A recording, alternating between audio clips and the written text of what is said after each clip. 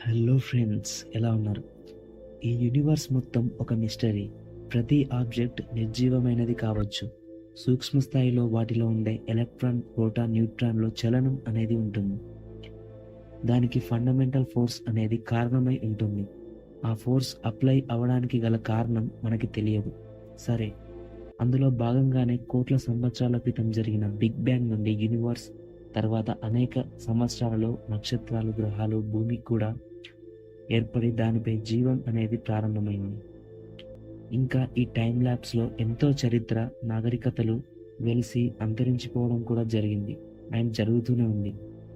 పెద్ద పెద్ద స్పేస్ ఈవెంట్స్తో పోలిస్తే ఒక లివింగ్ బీయింగ్ టైం లైన్ అనేది చాలా అంటే చాలా చిన్నది.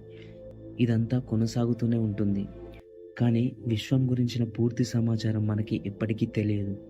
కానీ కొంతవరకైనా తెలుసుకోవచ్చు. సరే, అంతరిక్షంలో కొన్నింటి గురించి తెలుసుకునే ప్రయత్నం చేద్దాం. రాత్రివేళ ఆకాశంలో కంటితో చూసినప్పుడు చాలా నక్షత్రాలు కనిపిస్తాయి. నిజానికి ఇవన్నీ కూడా మన సూర్యుని కంటే చాలా పెద్దవి. అందులో ఒకటి నార్త్ స్టార్. ఈ వీడియోలో దీని గురించి తెలుసుకుందాం. నార్త్ స్టార్ భూమి నుండి 438 కాంతి సంవత్సరాల దూరంలో ఉంది. ఈ నక్షత్రం వైట్, ఎల్లో రంగులతో కూడిన సూపర్ జెయింట్, అంటే చాలా పెద్ద నక్షత్రం. మన సూర్యుని కంటే 8 రెట్లు ద్రవ్యరాశి కలిగి 2000 రెట్లు ప్రకాశవంతమైనది.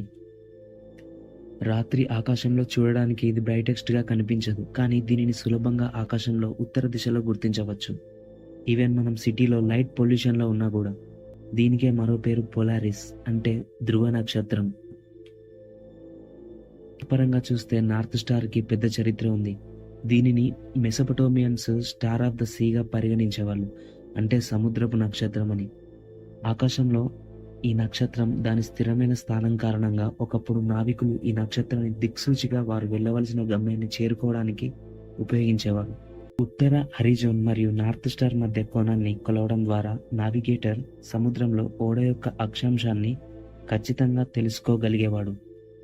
అక్షాంశాలు, రేఖాంశాలు అనేవి భూమిపై అడ్డంగా నిలువుగా గీసిన ఊహాత్మక రేఖలు. వీటిని నావిగేషన్ కోసం ఇప్పటికీ వాడుతున్నారు.